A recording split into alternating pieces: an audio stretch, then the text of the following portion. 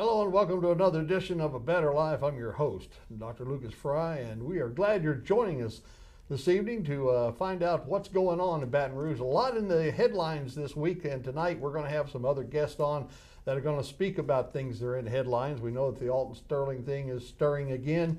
We're going to have the mayor of Baker is going to be on with us.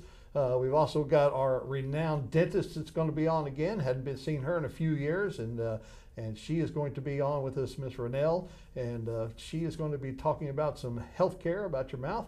But first, let's talk about your home and your business. Your infrastructure is very important, and after the flood, we saw a flood of people come into town that were less than scrupulous, shall we say, and everybody started really complaining about quality of work. But we run across a company that we found out that's really good and very reliable, and they do what they say they're going to do, and we think it's somebody we want to pass along to you. So why don't you welcome to the show Eric with CraftsmenPlus. How you doing, sir? Thank you on the show. Hey, tell us a little bit about what your company actually offers people. Wide spectrum. I mean, do you build homes? Do you remodel? What all do you do? I'm a licensed residential and commercial contractor. I try to stay in the remodeling industry. No new construction. I'm not opposed to doing it, but I try to stay in the remodeling and renovations.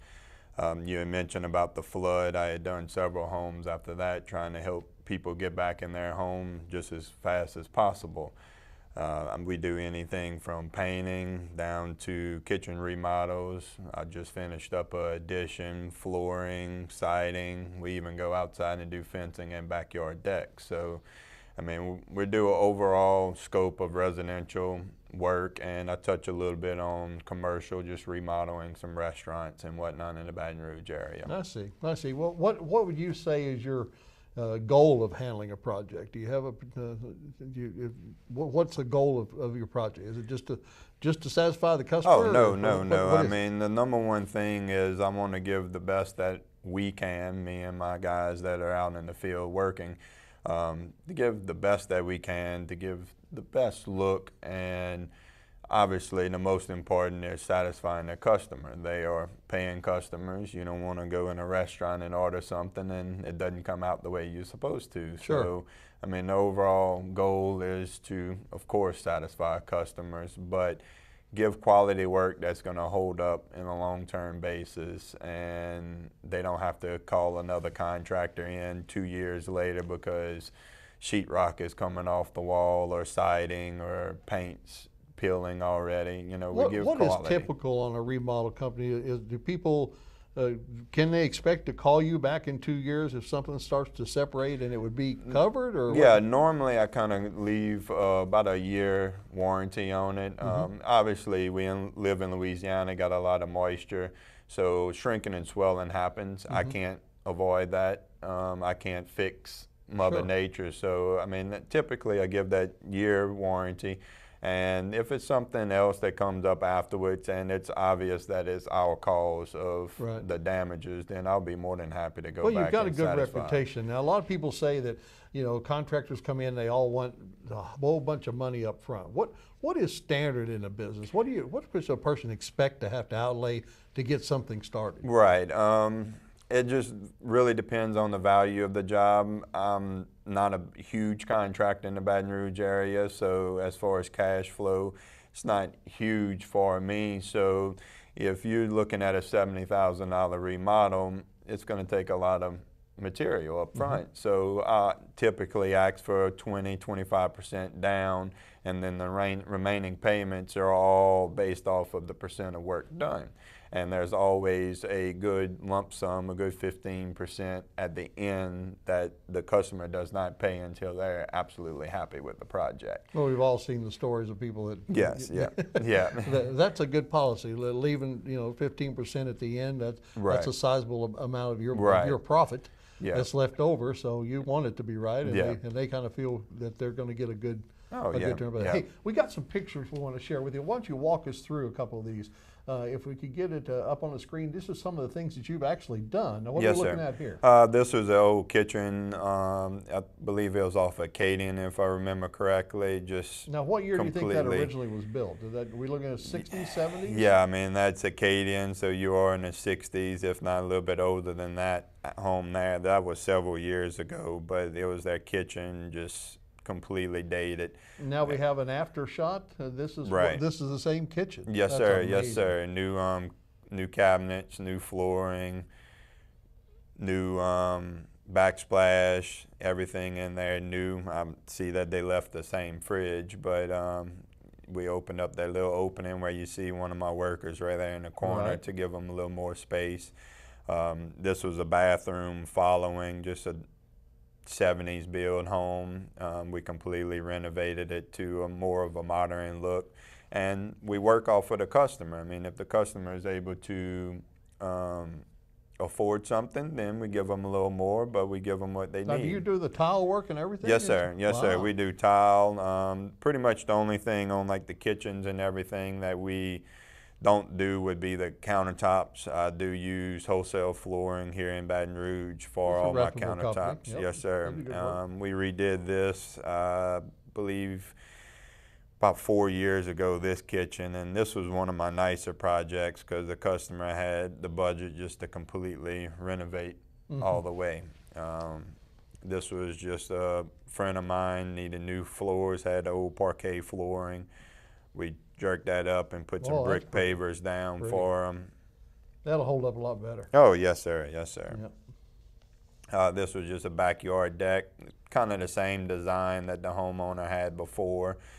Just kind of play with it a little bit. He wanted a little plant area in between everything. It wraps around the corner of the home, but you know, just completely custom building. Backyard decks is one of my favorite to do. It is. And they kind of give me an idea of what they want, and I go with it. I come from Kansas out there. We never built anything outside unless you used treated lumber. Down here, it's same way, treated lumber, but I've been doing this for 12 years on my own, and out of high school, I've been in construction. I mean, starting off, treated lumber back in the day compared to now is, I mean, they don't build anything like they used to. Where were you born? I'm originally from Point Coupee Parish. Point Coupee. Yes, sir. So you're a Louisiana guy. Yes, sir. Born and raised. And that's what I like about the most. Got that southern hospitality, and a lot of customers just instantly know that.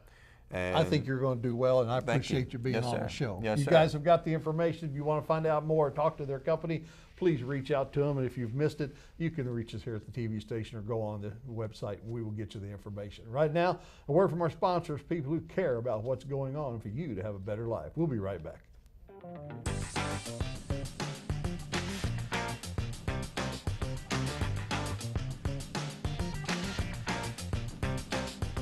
Welcome back to A Better Life. I'm Dr. Lucas Fry, and I hope you enjoyed that first segment talking about maybe getting some work done around the house or getting it fixed up. Give Eric a call, give him a shot. Everybody we've talked to that has used them has recommended them, so we'll recommend them. Now, if you go back and see how long you've been watching this show, 3 years ago I had a dentist on. Actually, 4 years ago I had a dentist on, and then after that I promised that I would go out and myself and see some other dentists because I just had a lot of dental work and stuff to do. So I did. I went to 3 other dentists, a couple you've met here on the show, and it brings me back to, I told you I would give you a final report, so I've asked her to come back on tonight because as far as I'm concerned, I got good news for you. So please welcome back to the show an old and dear friend of mine. Well, I guess she's a young and dear friend of mine. Yeah, that'd be the best way. JoAnn Fisher-Ranel. Good to see you, kid. Good evening. Good to see you. All right, dental. Everybody's got problems with their mouth. I don't care who you are. Nobody has perfect teeth for the rest of their life. So I went and I had some other people after your office gave me a price to get some work done. I went to another dentist. They gave me the free cleaning, of course. Of course, nothing's free. They always hit your insurance or whatever. But then I had them do a written proposal. And I called your gals at your office. I said, how in the world can you all offer the very same service for $4,000 less? And I got to ask you, because you own the business. I mean, I know these guys advertise a lot, and they got big fancy offices with water fountains, and they got all the juju stuff and everything. That's what all the way I can describe it, foo-foo stuff, whatever. And your offices are nice. I'm not denying that. But how in the world is there such a difference in the dental prices? Well, it's just you can set your own prices. It depends on the area. I'm more conservative in Baker. I mean, I do what I do because I love what I do. And I would never say that my colleagues price gouge, but it really depends on the area. Your colleagues price gouge? No, I wouldn't say that. I'll say it for you. No, it depends on the area that you're in, and it just depends on, how much return you want on your investment. I'll be honest that in dentistry is very expensive to practice. The practice of dentistry is very expensive. Our overhead is very expensive. So depending on the part of town that you're in, and I don't know what offices you went into and what Fancy it was that they got, but their overhead may be higher than mine. Sure. So if their overhead is a great deal, they may be paying rent or a mortgage out of the wazoo, for lack of a better word. The thing I want to say about you is when you sit in your chair and the people do the work and they do the cleaning, they do all the x-rays, and then they come in, you actually come in and sit down and say, this is going to cost this is what we're going to do, this is what we're going to do. The 3 other dentists I went to, and I'm not naming any names, every one of those people had a separate office you went and sat down in. You come out of the chair, you went into an office, you sat down, and a person you never met comes in and laid out all this paperwork for you of what it's going to cost you. I appreciate the personal touch. I do too, being in your chair. But I'm responsible to you, and my patients know me, and I know my patients. I know and I'm not discounting the way that anyone does business, because having a treatment coordinator who takes the patient in another room and discusses what needs to be done, that's done. It's just not the way that I do it at this point. I like being able to sit down and talk to you and tell you what I've seen. This is why we're doing it. This is how we're doing it. At that point, you can ask me questions about, well, Dr. Fisher, why are we doing that? Well, can we do something else? Maybe that's not in my budget. Is there an alternative treatment? If I'm sitting there with you, you don't have to wait for a treatment coordinator or someone else to come and get me and ask those questions. I'm right there with you. Right. I can answer the questions, and we can work together as a team to address your dental needs and come up with the best treatment plan that's going to work for you, because one treatment plan for this person doesn't work for another. So together we devise a plan for your care, and then we proceed forward. Okay, this may be out of your bailiwick, but I want to ask you, is there a particular insurance company or insurance policy that you recommend people buy that pays better or does the better service for people? Or is about everybody got this $1,000 cap on spending for the year? Is that pretty standard? It's pretty standard. I'll be perfectly honest with you, Dr. Fry. I tell patients, in my opinion, dental insurance is a dental coupon. And here's why I say that.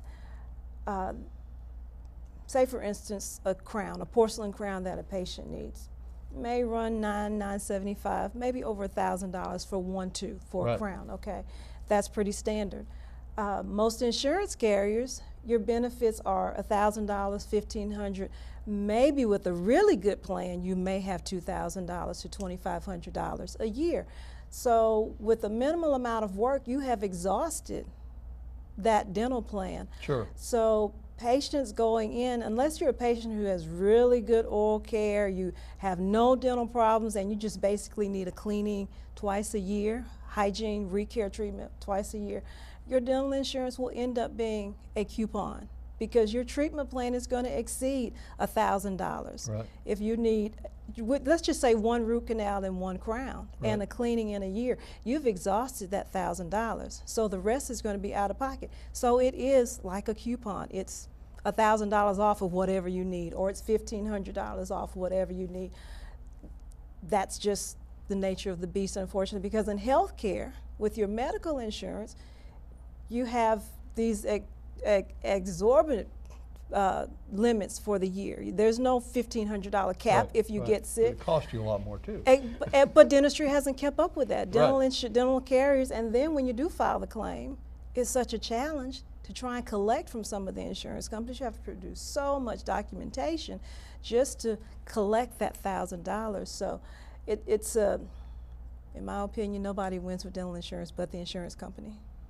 Okay, I'll ask you one last question. What about these affordable denture places that advertise ridiculously cheap dentures for older people? The reason why, and I have a friend who owns one of those, but the reason why they can offer that is they have an in-house lab. It's all under one roof. It's one company doing the work, whereas I'm having to send out lab work to a third party, if Right. you will. So I've got to cover that overhead for sending the case out to them. They've got drivers to pick up the cases. So if everything is done in-house, you can do it a whole lot cheaper and you can do it quicker. Right. Because you get models, impressions, records right now, and it's not being sent across town to get the treatment done. It's So you done. recommend people using those in-house cleavers? Is it? No, I don't, because I don't have one. Uh-huh.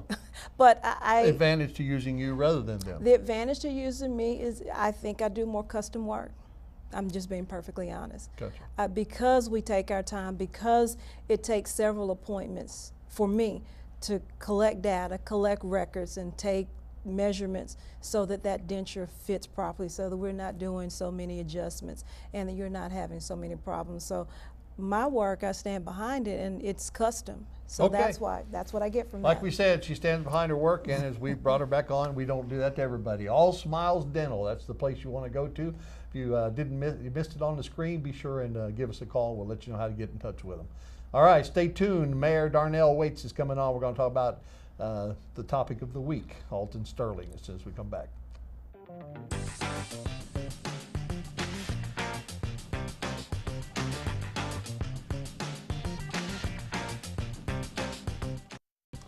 Welcome back to our final segment. As promised, we've got a special guest to come on here today. As this Thursday, March 29th, has been a beautiful day. We have lots of rain here the last couple of days, and the skies are starting to clear, but there's a lot going on that we all want to talk about, and this guy knows it all as far as City of Baker. Welcome back to the show. Mayor Waits is with us again. Hey, how you doing? Hey, Thank let's you. get a couple of things out of the way right off the bat. Zoo, success, huh? Hey, You happy? Happy, elated. You had sleepless nights over that. Oh yeah, it's a lot of things that's going on with that. I'm just so proud of the leadership of East Baton Rouge Parish, the mayors coming together, the council people, the legislatures. It was really it was a humbling experience for us to be together and to work at something that meant so much to us and all the people that we serve. You know, we had McKnight on the show. She Right. was on for a night, and I asked her several times. I said, "Is this not just a big publicity stunt for Right. you all to raise money? I mean, is this?" And she goes, "Oh no, we're serious about moving the zoo." I was like, I still think it was a publicity stunt. Now everybody's gonna be dishing out money to fix up the zoo, and which is good. It needs money. It needs money. It needs money. But it's a destination point, and I want the viewers to understand this. This is how serious it was. If they were going to build it in the South like they say they were going to build it, it would have been a destination point. You have to think big, Astro World, even Disney World when it first got started. That's what we're talking about here, about the type of money that they were going to put in and the people that it was going to draw.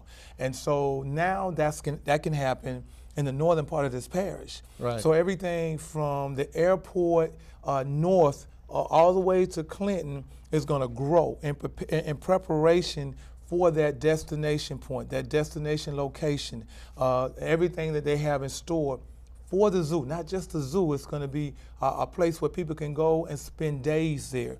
And it's going to start off just the same way that Walt Disney did, you know, acre by acre, phasing in stuff, and it's going to be a great place. It's going to change everything about North Baton Rouge because it's the only thing that we had. How are you coming on your plan, and how far do you want to take the annexation toward? We're going to go right now. We're going to take it from the Zachary, from the bridge, from Brittany's, all the way to Thomas Road where the Burger King is there. On that side, Thomas Road, all the way down to Levy Lane.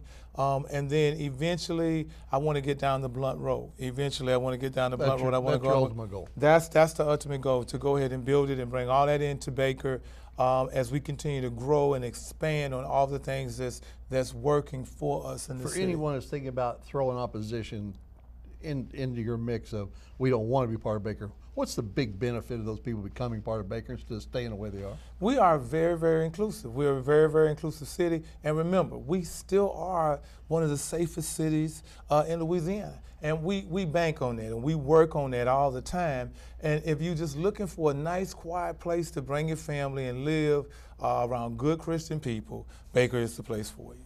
There's no doubt about that. That's it. It's the home of the Bethany Church and That's a lot right. of other good churches. And a lot of other good churches. It's a good Christian community. Speaking of Christian communities and time of healing, Alton Sterling, just a couple of days ago, they had their deal there, and we've seen a few things already kicking up around town. Have you got any words of wisdom for the people watching as far as what they need to do to get their head around this? Keep praying. Just keep praying. And you know, what's right is right, and it will come to the front. The right part is come to the front.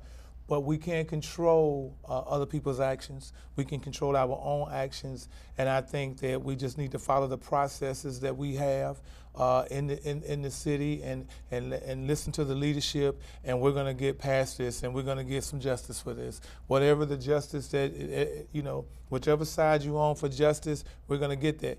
But we do not need to tear our city apart, tear our parish apart about this. But we need to come together and say, hey, look, there's, you know, maybe some times for the change in the way that we do business. But let's stay focused, stay prayed up, and just listen to the leadership and move forward. Good. That's good. All right, so you've got some things you want to promote about some future guests on your show, because you're on my show now, That's but right. you've got your own gig. I got my own gig. Who's this big superstar? Well, we have the mayor president, Sharon Weston Broom. She's coming to see us. She's going to spend some time with us and talk about her plans and her goals for East Baton Rouge and for the northern part of the parish. You know, that don't happen very often. No, it doesn't. Two mayors sitting down on a TV show discussing their plans without a bunch of reporters trying to That's right. She's a great leader. She's a great listener. She's a great leader.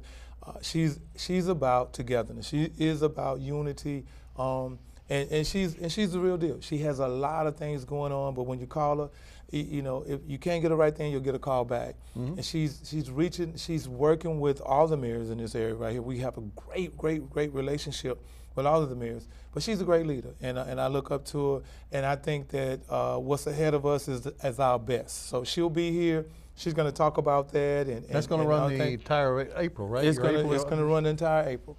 So you'll have to stay tuned to watch Baker Ford and see the two mayors discussing our future. And, that's right. And hey, I understand you were photobombed over at a new restaurant. You want to tell us about that? Yeah, Callahan's new restaurant, number 6. We're happy about that in the last 2 years. Cajun, soul food. I was there last night. I had the chicken breast. It's awesome. It's at the old Popeyes, where the old Popeyes location is located. Up in the north right part, there, in up north by part, Domino's Pizza. By Domino's Pizza, close to Ricky Sinclair's place. Go by, show them some love. I mean, every time we go there, it's a full house. So go there, show them some love, and don't forget about the Waffle House. It will be having their grand opening here hopefully in the next couple of weeks, over in the Albertson Shopping Center. That's just got me so excited about that area over there and what we're doing over there and what God is doing to make that happen for us. So the businesses are coming. They're coming. We already know what you want. We're going out and we're making the city, we're marketing the city to bring what we need. Okay, quit selling. All right. Thank you for being on. All right. I appreciate it. All right. I do. And I will be at the Waffle House, so you watch out for the van and little Yeller sitting over there. Maybe we can get you a cup of coffee, because we like Waffle House. We'll be here about every day before we get started. Until next time, remember, you can have a better life through Jesus Christ.